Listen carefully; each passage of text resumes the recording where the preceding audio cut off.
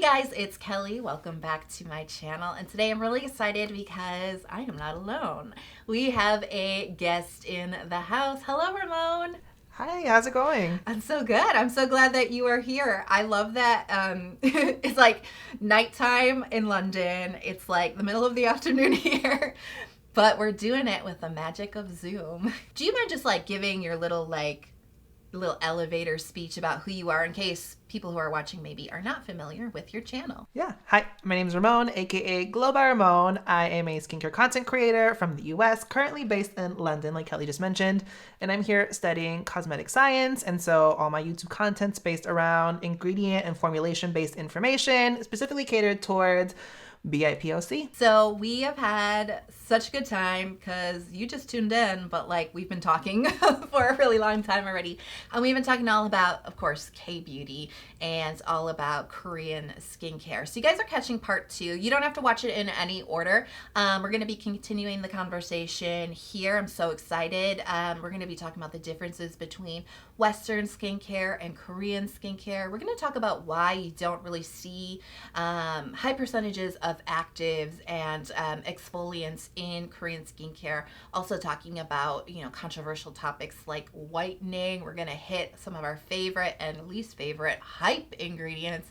And finally, make sure to stay tuned to the end because we're going to be having a discussion around sunscreen, a very hot topic recently in the Korean skincare space. And I'm so excited to talk to you because sunscreen is such a passion of yours. I can't wait to get started. And if you guys, want some more after this video, make sure to go check out the other part on Ramon's channel. And I'm going to have that linked in the info box below. So if you guys are so ready, you know the drill. Give the video a big thumbs up and let's get started.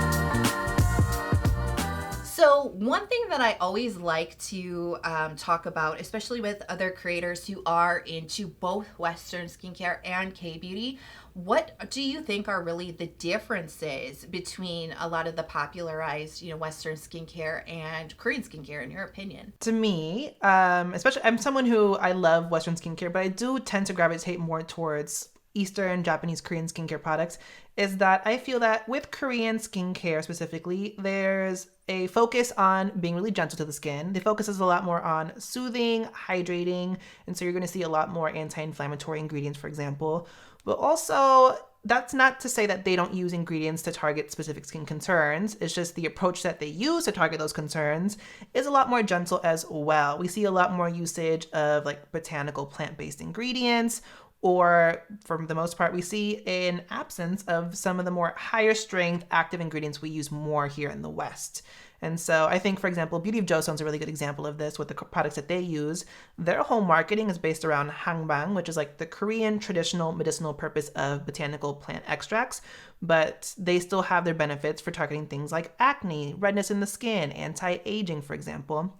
And so I just feel that with K-beauty, it's a little bit more gentle, focusing more on plant-derived ingredients.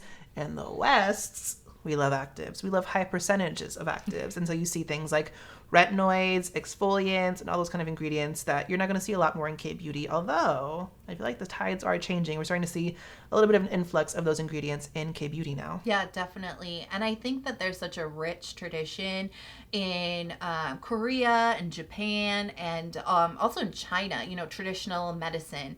And that's where a lot of the extracts are coming from, is from the, the centuries of knowledge around medicinal herbs. Ginseng is so prized in Korea, but not just for your skin. And it's been prized for a very long time.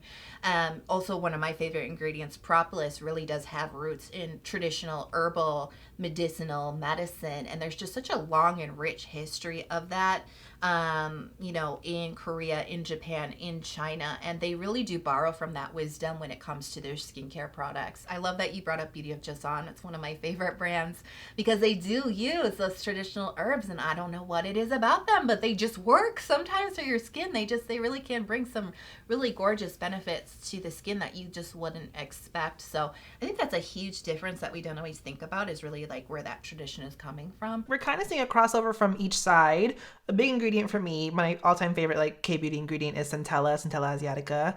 And we're seeing that kind of start to permeate a little bit. And that's an ingredient specifically where there is a lot of research, a lot of study done on the benefits of what centella can do for the skin. It's anti-inflammatory. It's really great at repairing and strengthening the skin barrier. Some anti-acne benefits, as well as it's a really good antioxidant. And so we're seeing that used a little bit more here in the West, and vice versa. We're seeing a little bit of the actives that we use more frequently here in the West start to appear a little bit more in K-beauty, just because it amps up, it helps to fortify some of the benefits of their products as well. It's so interesting to me that like La Roche-Posay, the Cicaplast balm, that actually uses madecassoside, which is an active compound found in the centella plant. And you know, speaking of the medicinal herbs and stuff, centella is like a plant that is native to Asia. And another ingredient that I think is having a crossover from West to K-beauty, I think really like the BHAs, the AHAs, and vitamin C in particular. 10 years ago in K-beauty, no. Like, good luck. Good luck finding it. But one ingredient I know that you wanted to talk about is, I might say it wrong, betaine salicylate. This is an interesting one. Can you kind of like, I know Ramon knows so much about ingredients. This is like his passion. This is like what he's studying. And so I really like to pick people's brains, you know what I mean, for ingredients. So can you just kind of like give us like an introduction to what that ingredient even is? So yeah, with betaine salicylate, basically it is a salicylic acid, but with betaine added to it. And betaine is essentially like a humectant ingredient.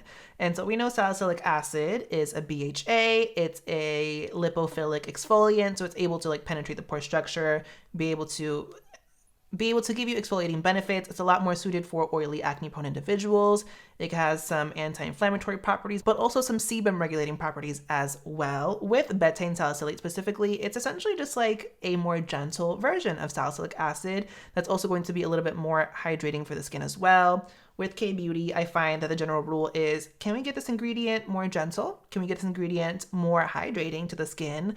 Let's use that. And that's why, for example, instead of salicylic acid, a lot of times you're going to see willow bark extract instead, just because it is essentially a derivative of salicylic acid that is a little bit more gentle on the skin. And betaine salicylate is just, I guess, a more hydrating version of salicylic acid that is a little bit more gentle on the skin. And so it's a lot more tolerable to more people. I don't know that this is true anymore, but it definitely was true a couple of years ago. Salicylic acid is actually like a regulated drug in Korea, and so you actually can't get it over the counter. So it like technically couldn't be in skincare products that you just go and buy at the store. It would have to be prescribed by a dermatologist. So that's a big reason why betaine, is it not betaine? Betaine salicylate. That's a big reason why you see that in a lot of the products that claim to have BHAs or exfoliating properties, is because that was actually something that you could only get through a dermatologist. But I don't know that that's true anymore. And I'm sure you guys who are watching might have more updated information than I do, but definitely drop that in the comments if you know that that has changed in Korea recently. I think that it has. But that's a big reason why that ingredient came to prominence, is because it is an alternative that you could use over the counter. So another kind of like ingredient like question that I have for you that I'd love to talk about, especially when it comes to things that are like unique to K-beauty, is actually like all about extracts. But I also want to talk to you about one ingredient skincare products that you find in K-beauty, like the 100% mugwort extracts that I happen to really love. We get a lot of that kind of one high percentage type of star ingredient products, and I'd love to hear, you know, as somebody who is studying formulation, I'd love to hear your perspective on that. Getting to the part of like the one ingredient products, and Kelly and I were just talking about this because of the I'm from Mugwort essence. If you look at the ingredients list for that, it says it's 100% mugwort extract, Artemisia extract.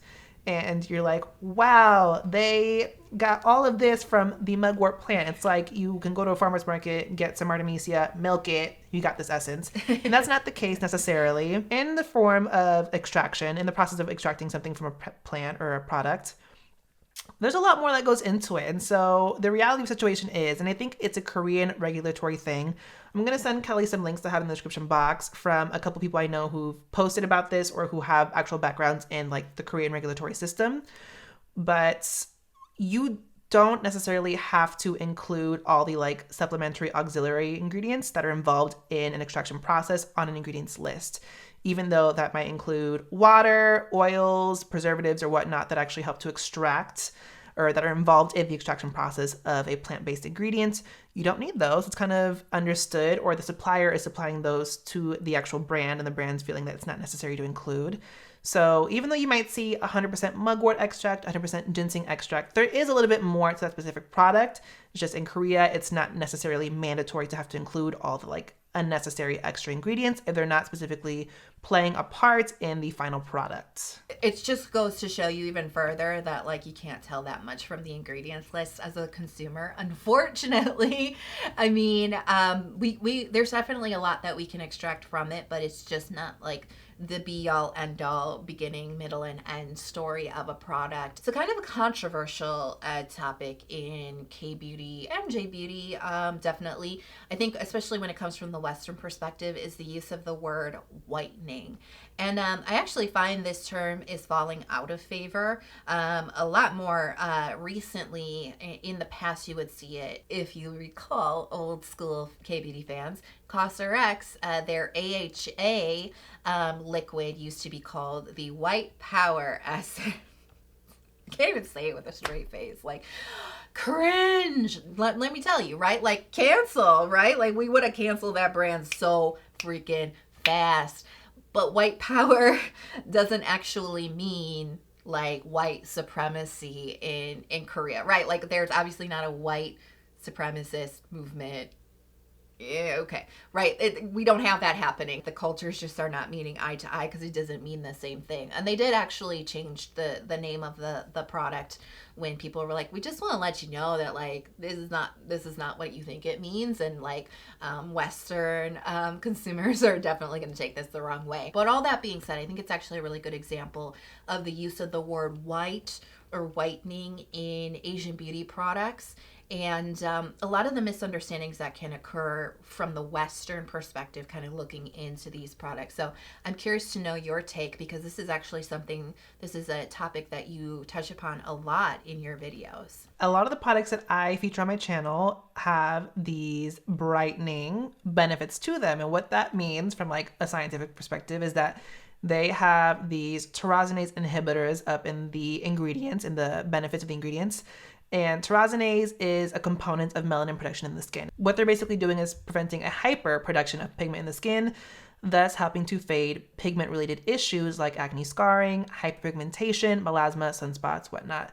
But what I've come to understand, and this is from talking to individuals from a lot of East and Southeast Asian countries, is that there's oftentimes a mistranslation of these terms into English that always lead back to whitening, even though what they really mean is brightening or essentially fading. And so these are ingredients that we actually use pretty frequently in the US. It's just we term them differently. So it's like niacinamide, vitamin C, retinoids, licorice root extract, which are ingredients that help to fade pigment-related issues. They're called brightening here, which in itself, I've actually, in my circle of creators, have heard it's a word that we should be changing and like stepping away from and saying fading instead, just because there's still this connotation of brightening, and that kind of leads back to whitening, which is still a little bit iffy. So that wording I'm trying to myself phase out of my language, but by saying fading instead. But I just see it as like a cultural translation that kind of got lost in the midst and kind of got then highlighted in a really negative way. We use the same subset of ingredients on both sides of the pond. And they do the same thing. It's just the words that are used in the East translate differently here in the West. Yeah, it's definitely an interesting issue, and there's a lot of layers to this, and I do want to go deep here.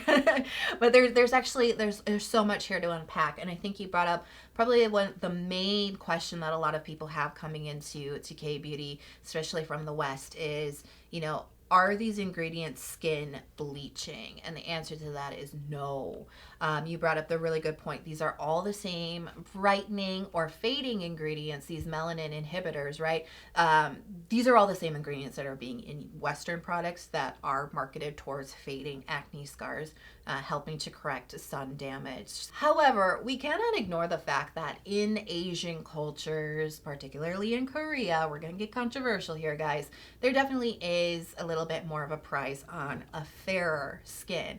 And they do market their products not to bleach the skin, but definitely to get as fair of skin as you possibly can, because it is prized in the society. I am not Korean. I have not lived in Korea. I don't have a perspective on what it means, you know what I mean, to live in that society, to deal with melanin, lighter skin, darker skin. I do know that this is something that it's a complicated subject. Just like white power brings up complicated feelings inside of us, right? That just don't happen in Korea. It's the same, thing. It's definitely a complicated issue. I am curious to hear your thoughts about this, because a lot of K-beauty products, while you can use them to fade hyperpigmentation, do you feel that this is maybe wrongly promoting the idea of a fairer skin tone? Yeah, no, I think there's a history. There's definitely, and I mean, I'm not saying it's a history like it's not happening nowadays, because it's still definitely a mindset that might still be very culturally present, just because it's so deeply ingrained, and just in the same way that in the US, there's a lot of very deeply ingrained racial biases and mentalities on things. And I think a prime example in the Korean culture and Korean products where this still really exists and permeates is tone-up products. I review a lot of sunscreens, and I definitely have reviewed a good amount of tone-up sunscreens where the whole point of the product is to give you that white cast, to help tone up or elevate your skin tone so it's a little bit more fair. And so in that regard, it's something that I can't deny, I can't negate, because it is what it is. I've had people tell me on my videos that like, oh no, tone up is really just meant to like camouflage the appearance of like pigment and blemishes and whatnot. And I'm like, in what world? Because it's not like a foundation where there's an opacity to the pigmentation in the product. It's just straight up lightening everything on your face. So I'm like, those ideas aren't meeting. As Westerners kind of coming into K-beauty, we can only say so much and have so much of a say within the culture of Korea and beauty products, right? But I do think that there is a responsibility, particularly with the brands who are looking to step into the global market, to address those types of issues within their products. I know that there's been a really big movement around demanding that brands really do provide makeup shades that go darker than number 27. Number 27 is probably one shade darker than me. I think it's like one shade lighter than me. This is an interesting topic. Again, as a Westerner who is consuming K-beauty products, we only have so much of a say here. We do have to be respectful of the fact that it's not our culture. It's not our dominant culture. We're not from this country. But all that being said, I do think that any progress is good progress. And I think that this is a conversation we should still be having, because if you do want to market to global customers, you do need to be a little bit more globally minded, I guess. When you're in a place like Korea, it's very homogenous for the most part. And so it's one of those things where it's like, if you're not globally minded, you're catering to what your demographic is, which is Korean, and Korea is mainly Korean people. Whereas if you're a corporation, a brand that's going global, and I think a good example of this is like Laneige, they have a much wider foundation, BB cream, tinted moisturizer line, just because they are sold in the US, in Europe, and internationally. So I think you really have to cater your products to what your business really is. It's like, it's not just like, okay, like, if you're blessed with melanin, you might feel left out or turned away from K-beauty products. I think, like we said, if you want to work on hyperpigmentation, you definitely have a place, K-beauty definitely can have a place in your skincare routine. When it comes to the makeup issue, it's a painful issue across the globe. It's not just K-beauty, although K-beauty is kind of sorely behind. It definitely is.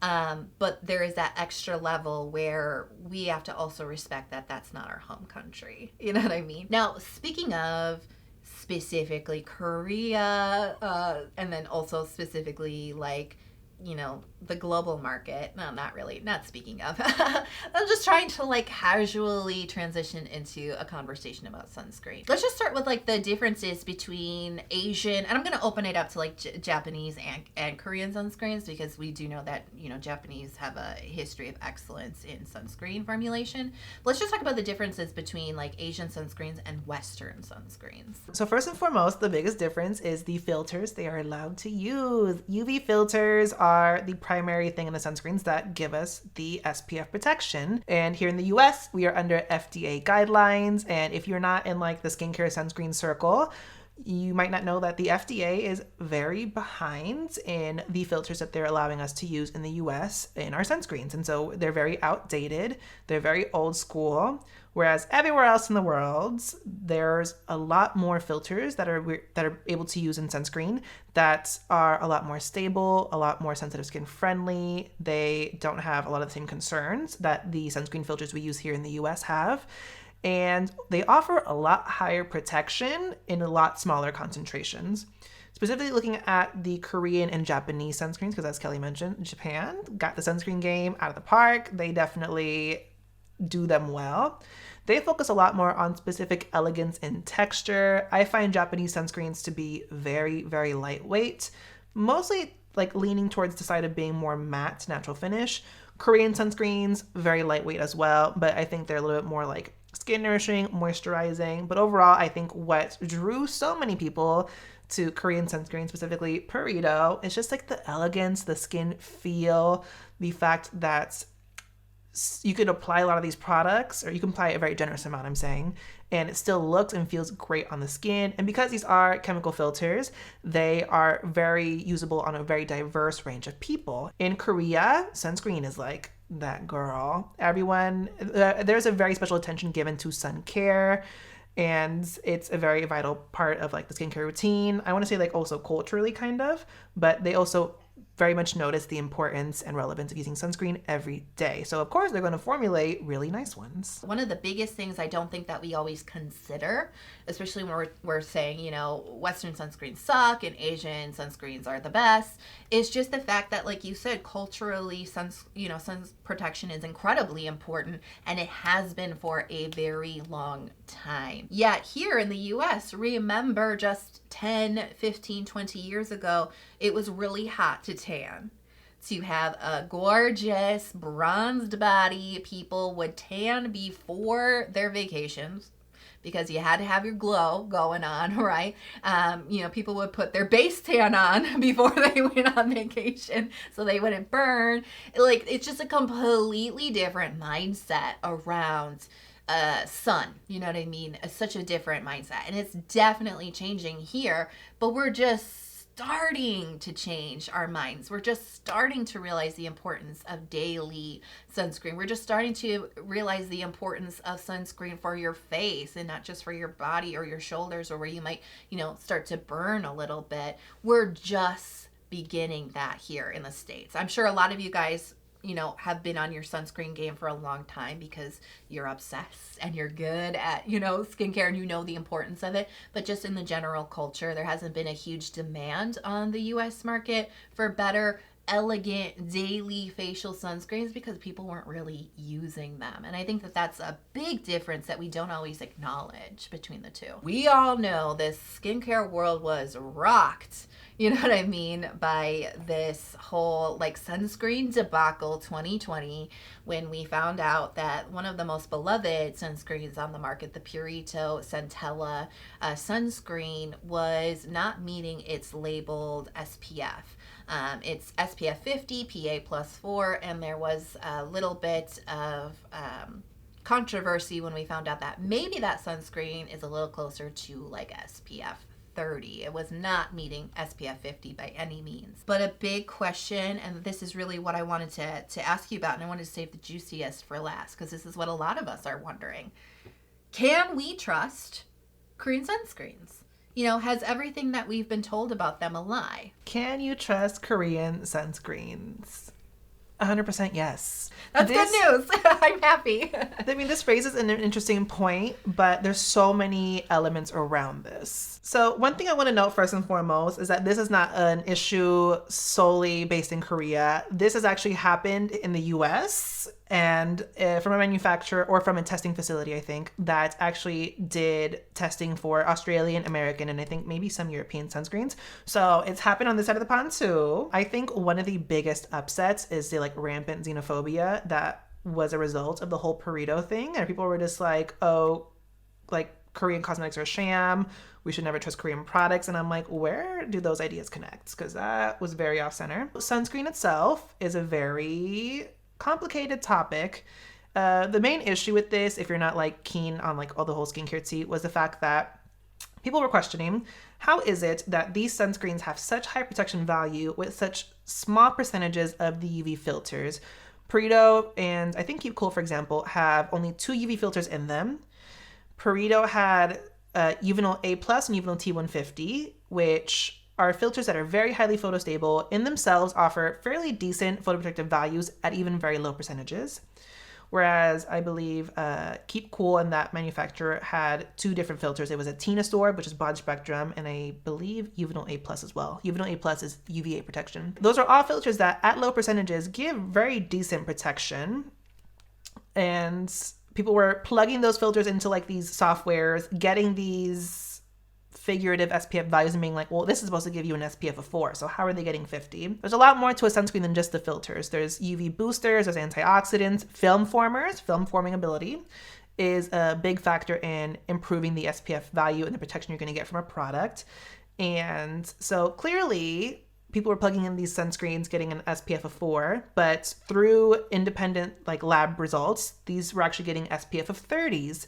So big disconnect there even. My perspective on this whole thing is that I actually did a whole video on this. Go check it out. But kind of like drugs, sunscreens in themselves function off of the amount that's used. You use less of the sunscreen, you're getting less protection. You use an adequate amount, you're getting the SPF protection that's on the packaging. That's generated based off a specific study, a specific test that needs to apply 2 milligrams per centimeter squared to exposed area. And that sounds like a lot of math, but basically that's where you get like a 1/4 teaspoon or 2 or 3 fingers to cover your face, ears, and your neck. There's kind of a fixed value to give you that specific protection value on the sunscreen. But if you apply more, you actually can get more protection from your sunscreen. That 2 milligrams per centimeter squared, that value was just put into play so that there was a consistent value that all sunscreen manufacturers could rely on to get very consistent results. Japanese sunscreens, I have noticed, do generally tend to use about 4 to 5 filters in their chemical sunscreens. Is that a factor that we should maybe be considering? Like, of course, 2 filters can do it. We know that.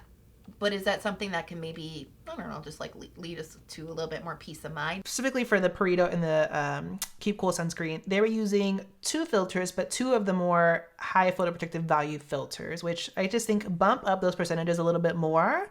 You would have been golden. In Japan, they do like a little salad of filters that is a combination of some of the more old school FDA approved filters that we have here, like Homosale and octinoxate, as well as the Tina Sorbs and Uvinols that are a little bit more innovative that aren't approved by the FDA.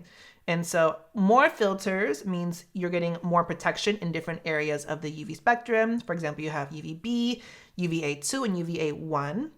SPF value is generally a determination of protection in UVB as well as UVA2.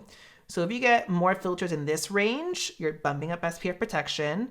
And ideally, you definitely want to see SPF filters protecting you in the UVA1 range. That's where you're getting the broad spectrum or higher PA values. A combination of filters is good, but I think depending on what kind of protection you want, look at which filters those are. My perspective personally is that if something is also advertising water resistant or sweat resistant claims, it's generally going to be a little bit more heavy duty as well, because those are intended to like stay on your skin for a little bit longer. Not only is the labeled protection important and the amount that you're applying, but yeah, is it staying on your skin? Are you doing lots of water type of stuff? Are you sweating a lot? You know, have you done a lot to, you know, maybe disrupt that film? Those are other things that you need to keep in mind when it comes to choosing the right sunscreen to protect you. And this is just like my PSA, is that it's not just about your sunscreen. You can put your sunscreen on, but it's not this infallible shield that is protecting you completely. You know, you do still need to think about like seeking shade. You still need to think about